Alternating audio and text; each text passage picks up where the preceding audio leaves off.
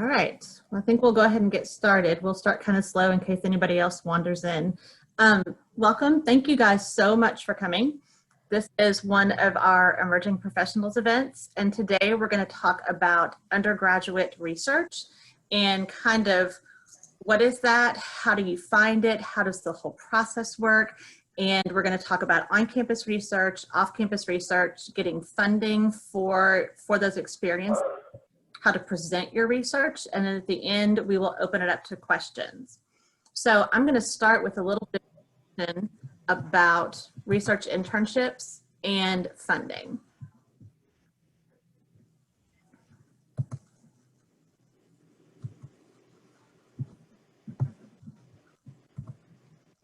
Okay. So in the CCPD, when we talk about internships, we incorporate undergraduate research as part of that, because internships in our mind is any type of pre-professional experience. So if you are interested in something where research is going to be helpful for you with that, then that is considered kind of an internship in our mind. So in this presentation, when I talk about internships, I'm really talking about undergraduate research or any kind of pre-professional experience. Okay, so what exactly is an internship? Why participate in an internship? To gain professional experience, to test drive potential careers, to gain marketable skills, reinforce what you're learning in the classroom, and that's especially true if you do your internship or research for academic credit. To enhance your chances of post-graduation employment or getting into graduate school, and then obviously for networking, which can be so key, networking through your internships for future job search or graduate school applications. There are a couple different types of internships at Center. One type is non-credit internships. Those are ones that are not done for academic credit, typically occur in the summer, and you can do those anytime at Center. You don't have to be a certain class year. Academic credit internships can occur at any time, so they can be fall, center term, spring, or summer. They're a little bit more common in the school year because they're included as part of your regular tuition, but we have negotiated with the finance office a reduced fee. So if you do want to do an academic credit internship in the summer, you only have to pay $375 for a full 3 credit hour, $350 for 1 credit. The academic internships do require the supervision of a faculty member, and they will serve as your faculty mentor, and they will be the ones to come up with your academic component. So with those academic credit internships, there is that component that's typically readings or papers or presentations that you do at the same time as you're doing your professional internship experience. You must have completed your sophomore year to do that. So that means starting the summer after your sophomore year, you're eligible to do an academic internship, unlike, as I mentioned, the non-credit that you can do at any time. And there are minimum number of hours worked depending on credit level. So right now you have to work on site 40 hours in the semester per credit level. So if you're doing an internship for 3 credits, you have to get 120 hours spread over the semester. So about 10 hours a week in one of the long semesters or full-time in the center term. So how do you find an internship? There's a lot of different ways to do that, and we're going to walk through a few of those today. But one, you can meet with your career counselor in the CCPD, and they can help you look at what exactly are you interested in and what are the very best resources for that. If you're not already on Handshake, I would strongly encourage you to do that. We get, and I am not exaggerating when I say, hundreds of jobs and internships a day. There are over 500,000 employers on this. Almost every college and university now has moved to Handshake because it's so great for undergrads and very recent graduates. So there's a lot of internship opportunities on there. A couple of things that we have on our website. We have a summer internship resources page, which I'm going to show you a little bit later. And also an internship and research spotlight. It's a Tumblr site where Center students can go in and post their internships that they're doing or they have done, and you can go and see what other students have done. You can reach out to them, or you can reach out to the CCPD if you're interested.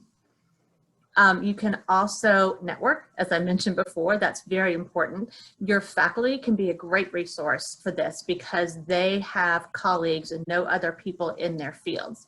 In addition to your faculty, talk with alumni, with family, with friends. You'd be amazed how many connections you can find just by talking to people. And then you can also research companies directly, especially if there's a specific issue or cause that's near and dear to you and you know that's something that you want to work with. You can go and find companies that are doing that work and reach out to them directly. Sometimes they'll have a formal internship program, but if not, if you call them and you're motivated and you're excited, a lot of them will be willing to create an opportunity for you. Okay, so can I afford to do an internship? There are several ways that you can kind of make this happen. If you do an internship during the school year, it's not going to cost you anything extra because, as we said, it's part of your fee. You don't have to pay anything extra for that. You can always find a paid internship, and those are not too difficult to find. Research opportunities a lot of times tend to pay, especially in the sciences, but you can find information as you look at internships that will tell you if that's a paid or unpaid experience. If you find something, or maybe you're creating something at a company that doesn't have money to pay, or you find a great unpaid internship, but you have to work and save up money, see if you can do the internship part-time and then just do a part-time job. The other great thing is we have a formal funding program that students can apply for with their internship. And as I mentioned, again, when I say internship, I mean undergraduate research as well. So a little bit about that funding. To be eligible, you have to be a current student. You must have at least junior status, which, much like doing an internship for academic credit, means you have to have completed your sophomore year. And you can't be receiving big funding from another source like Brown Fellows, for example. There are a couple of different types of funding. From Center, we have two different types of internship funding for the center term and the spring. The center term is usually $1,000 to $2,000. The summer is usually between $2,000 to $5,000, and that's before taxes. FDC funding typically exists for students who want to do on-campus research over the summer with a center professor. And then there's also LSAMP funding for minority students who are doing on-campus summer research, and that is funded through the NSF, the National Science Foundation. In terms of how to apply, for the center internships, there's information available on the internship funding page, and I will briefly show you guys how to find that a little bit later. You have to turn in a proposal, which includes an internship contract and an internship funding application.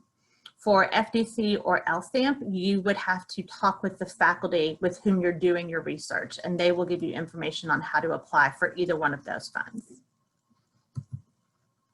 The application deadlines for the internship funding through Center. For Center term, the deadline is November 13th. For summer next year, it is April 2nd. And FDC and LSAMP tends to vary a little bit from year to year. So again, that's why you'd want to get with your faculty mentor about that. All right, I had this open for questions, but I think what we're going to do is just kind of move on to Dr. Gill and Dr. Kadavid, let them talk a little bit about some other types of research, and then at the end, we'll open it up for questions. Okay, well, I am Dr. Gill, so I'm going to take a moment to talk about how research works in Division 3, that's the math and sciences. I am in the behavioral neuroscience program. And so what happens in Division 3 might be a little bit different than if any of you guys are have a major in Division 1 or 2, which Dr. Kadavid will talk about in just a moment.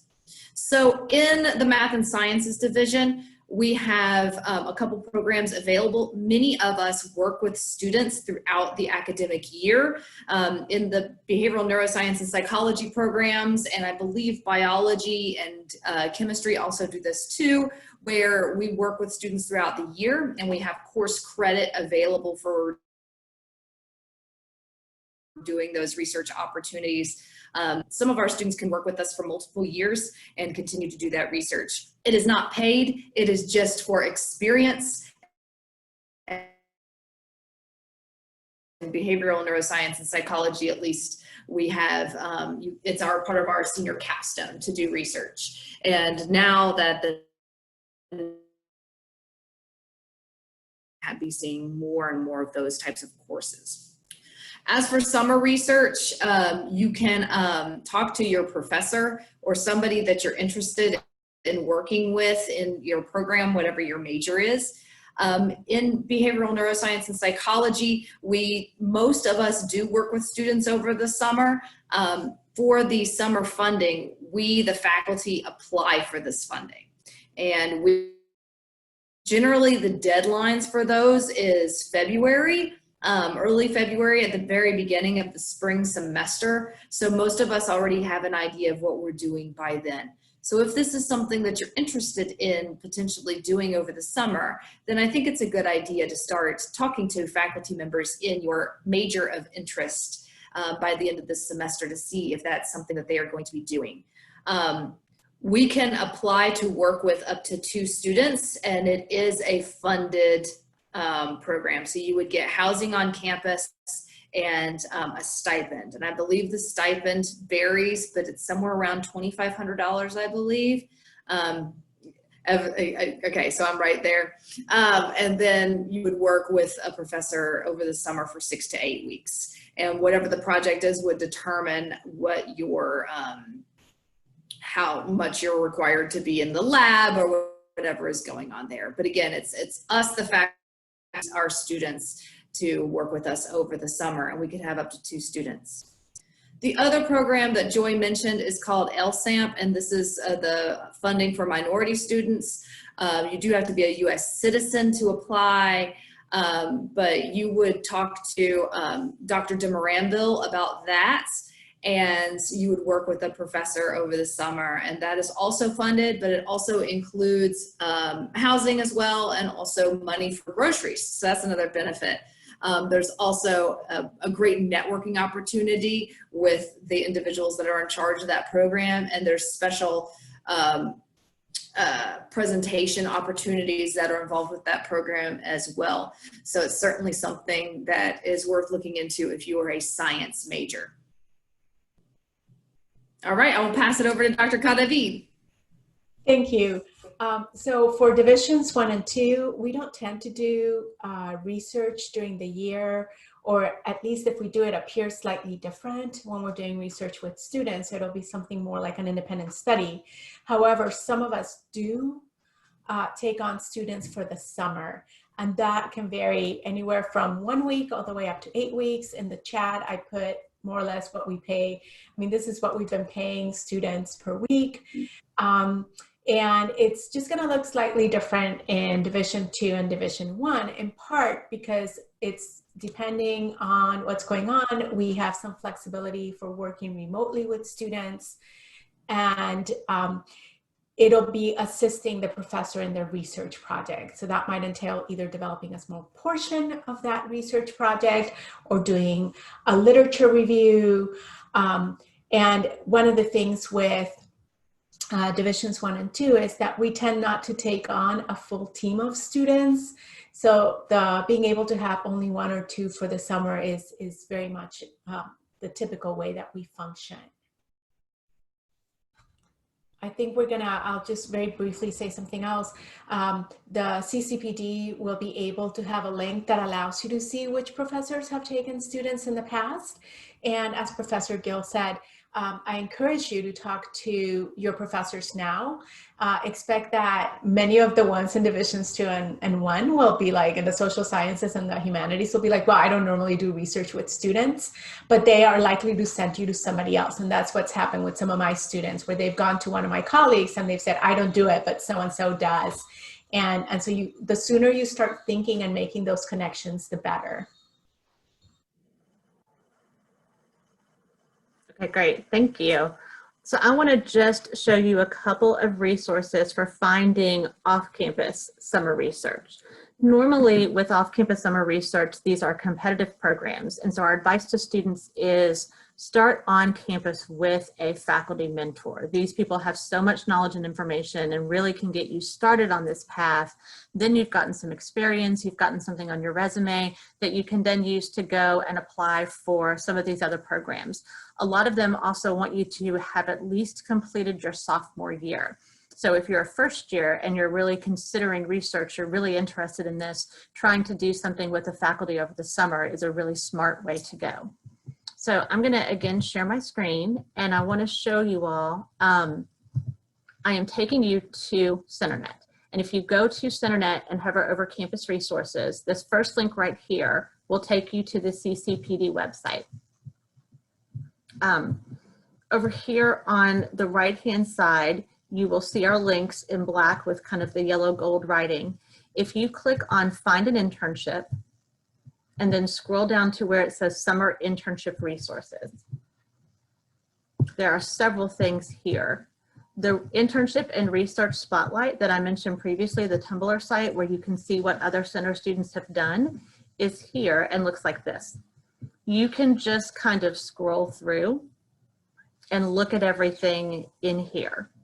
Or if you want to go in here and look for specific internships, you can go in here and you can look at the tags. So you could search by research, or you can also go in here and search by major, by keyword, any ways that you'd like to. If you've done an internship already and you'd like it to be included in here in the spotlight and it isn't, you can click here and you can go and just fill out a Qualtrics form, and you'll be able to submit your internship or research experiences there as well. Okay, back on this page, we've got some really great sites for internships in general where you can go search a lot of different types. But what I want to show you today is if you click on Science and Medicine, there are so many really great resources for summer research. American Academy of Medical Colleges is a really good one, the Oak Ridge Institute for Science and Education, but the one you'll probably hear the most about is the REU program. REU stands for Research Experiences for Undergrads. It's sponsored by the National Science Foundation. And when you go here, I want to show you just the breadth of the type of research experiences you can do. If you click on search for an REU site, you can again search by keywords if there's something specific you're interested in, but you can see there are, it's not just one or two categories of research. There's a lot here that you can go and do. And these are very well paid. They usually house you, feed you, and then pay you a stipend as well. So if you're looking for off-campus summer research, then these resources right here, in addition to Handshake, in addition to the Tumblr site, which is up here, are really great resources for you to have. All right, so now we're going to talk just a little bit about, once you've done research, how do you present said research? What are the opportunities for that? So one of the things that we have on campus, those of you who have been here, were here last year, sophomores and so forth, we have a symposium that takes place in April where our students get a chance to present their work. And there you actually have to go through a faculty member that serves as your mentor or advisor, but you can present either research that you've done on campus with a faculty member, but also some of the research that is happening in your classes. So maybe a paper or something that worked really well, a research paper in your classes. Professor Gill, I don't know if you want to add a little bit more about that. Yeah, so when you do summer research in particular, one way that I wanted to mention about presenting your work is that in Division 3 over the summer, we do have a summer symposium where once a week we get together, and we used to have pizza. I don't know if that would still work this way this summer or not, but you get together and we watch a presentation from somebody that has done research and what they're doing over the summer. But as far as the Rice Symposium goes, yeah, whoever you're working with, you can present your summer research. I teach a research methods class, and certainly if they get good data from that, they can submit their work and propose it there. What's going to happen this year with the COVID is a really unusual situation. Last year we had a virtual Rice, so we might be virtual this year. So we'll just have to see. But we always have a speaker that comes in that talks about undergraduate research, and we have a whole week of research celebration on campus, and you guys can be involved in that in one way or another, either to find out more about research, see presentations, to check out posters, or of course to present yourself. One of the things, I've added a few things in the chat feature, right? So it could be a talk, it could be a poster session, but also an art exhibit. So it really is all, you know, research, inquiry, and creative endeavors. And we hold to that very, very dearly. And it's an opportunity for us to celebrate the work that you're doing on campus, to celebrate the faculty members as well, and to encourage some of our younger students to see everything that's being done on campus and hopefully get involved.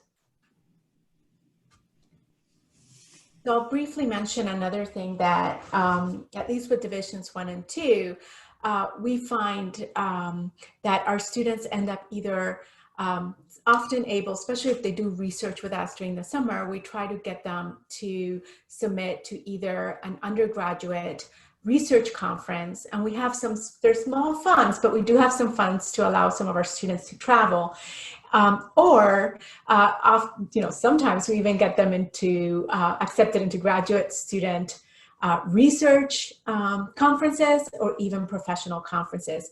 Just to give you an idea, last year we had one of our students presented at a Latin American Studies graduate conference, and we sent her on her own. She had presented there before. We were able to get her some funding to do that, and it was her second year doing that, so she had already networked, had some experience, had met some of the people, and it has been extremely fruitful for her, quite an enriching experience. And I was able to take a couple students to a professional conference in Chicago, and again, it's, you know, the funding is there if the student is presenting. If usually you present in teams, it's a little bit more difficult, and we have to cobble some things together. But you know, your faculty mentor is your best resource for that. And Professor Gill, if you want to talk a little bit about maybe some of the opportunities in Division 3. Yeah, so we do the same thing in Division 3. There's lots of national and local conferences. There's the Kentucky Academy of Sciences, and that's a great conference. It's in November every year, and they have like poster awards and all sorts of things. And generally we do send students to that particular conference where they get a chance to present their work, usually in a poster form, but there's talks as well. In psychology and behavioral neuroscience, we all send students to a conference in Chicago every year called the Midwestern Psychological Association Conference. And it's a great conference because it's affordable, it's small enough that it's not overwhelming for students, but it's big enough that you get the full conference experience, and you do get to present alongside of graduate students and other faculty members. So I think it's a great opportunity, and that's not just true for behavioral neuroscience and psychology. Most of the Division 3 programs have conferences that they send students to in their given field, and it's a great opportunity to network. I have a student that's worked with me for a couple of years now, and she has tons of contacts, and she's planning to go to graduate school next fall, and she will be a great candidate.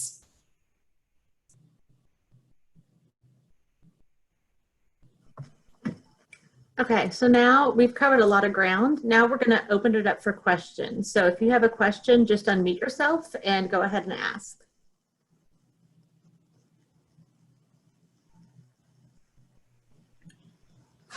Hello, my name is Dan, and I have a question for Dr. Kadavid. You mentioned that another form of research is an independent study. So is it possible, for example, that I'm planning on history and majoring in history and politics, but I want to do something with the gender studies department or something like that? Is that possible, even if I haven't taken a class with a certain professor, if they would take me in for an independent study? So first of all, I think it's really valuable to do the type of interdisciplinary crossovers that you're talking about. And so Dan, one of the things that I would encourage you to do is to approach some of the gender studies faculty and see if they're willing to work with you. And it doesn't always work out cleanly. And like I said, not everybody's willing to take on, because of other circumstances, being willing to take on students. So for instance, if there's a faculty member right now that is juggling teaching kids at home and teaching, 2 classes and trying to do all this other stuff, they may not be able to do an independent study, but they're likely to also send you to somebody who might have the time or might be able to do it. In the case that you're talking about, for instance, Professor Eggy does a lot of undergraduate research with students. She's also one of the gender studies faculty.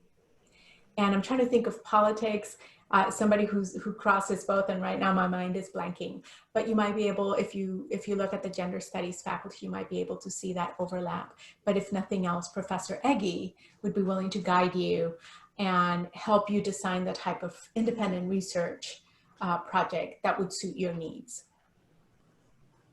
Thank you. Dr. Shinton came to mind, that she might be somebody also that could help you.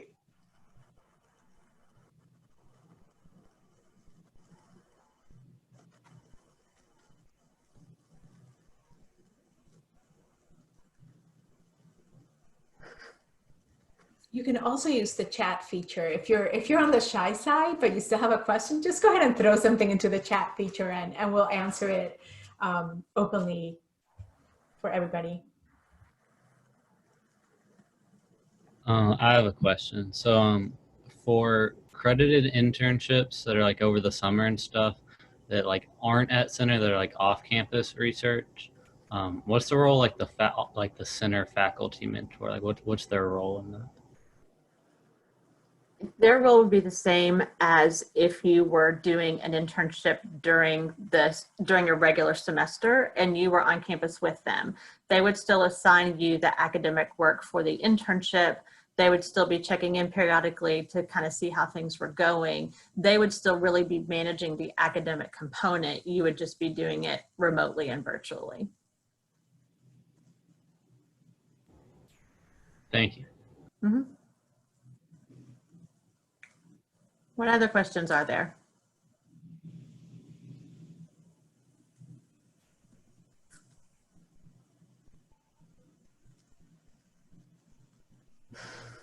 Hi, Phoenix here.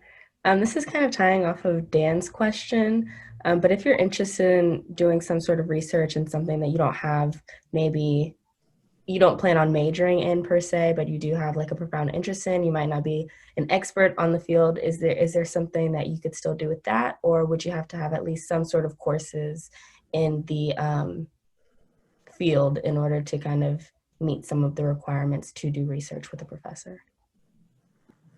So I'm going to suggest that you ask the professor directly. So it may be that for Division 3, there's some basic courses that are required that you would really need to have those skills under your belt before you tackle the research.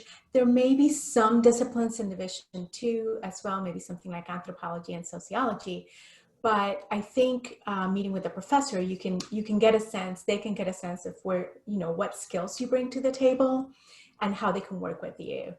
I'll share in my case, I actually, I've had research students that I had a research student that eventually took a philosophy class with me, but it was like in almost her senior year, but she had been my advisee and she started doing research with me at the end of her first year. She was behavioral neuroscience. She started as a math minor, eventually turned into a gender studies minor because I also teach some gender studies stuff and our research connected with that. But I mean, she was amazing and we were able to work really well together. In her junior year, I tried to kick her out of my team and send her to Professor Skogsberg. And Professor Skogsberg pretty much, she knew what my research was and she told the student, she told Sydney, go ahead and keep working with Katavid another year and then I'll take you in your senior year. And she's like, you're learning the skills that I need you to learn there. I've done research with history majors, with politics majors that, maybe took a class in philosophy here or there, but they were bringing in other skills that were extremely useful for me. my politics student, he had amazing experience with surveys, data analysis, statistics that I had no background in. And so I was able to work with this student and really make his experience really cool, my experience so much richer. And just to give you a little bit of a sense, he went on and he's working now for a computer company. And it turns out that some of the issues that he's now dealing with there were issues that we were doing in my research. And he was able to bring all of that body of knowledge, all the work we had done, to bear in his job right now. And I will say though, he worked with me for like 2.5 years. So he was able to build that sort of knowledge. Suggestion, just reach out to the faculty. Thank you. Okay, I saw a question come through in the chat. What if there is not a professor who that specializes on what we want to research? What do you suggest?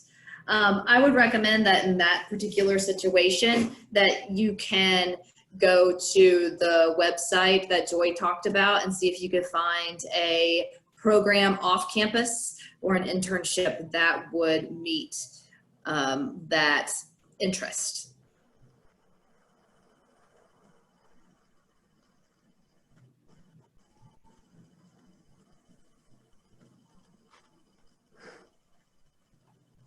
I'm going to throw something else out here. We haven't talked about the John C. Young's. I can't pronounce them, so I'll write it. I always get these words, the vowels don't, or the sounds don't come out right. But this is a research opportunity where you get to present on campus in a special way, but you also get to work with more than one mentor if you wish. Most people tend to work with only one, but if you're interested and you have interdisciplinary interests, you can approach a team of faculty members and actually develop your research over, usually, I mean, the scholarship itself is for a year, but you start working on it the year before. So you have about 1.5 years worth of research under your belt. And those, I think, are also very fruitful. And depending on what you're interested in, you might be able to get some of the experience that will serve as a foundation on campus, and then go and apply for doing that research off campus with somebody else. So something very similar as to what Dr. Asher was saying earlier about making that connection first on campus, so that when you apply for off campus, you have a lot to offer already, and it'll strengthen your application.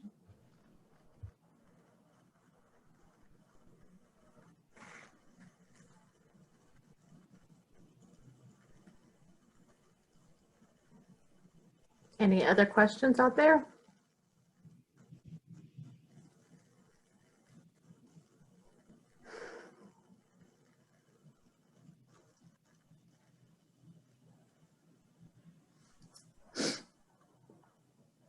Okay, well, I will just remind you that if you are interested in this, you've got a lot of resources. You've got faculty at your disposal. You have us in the Center for Career and Professional Development at your disposal.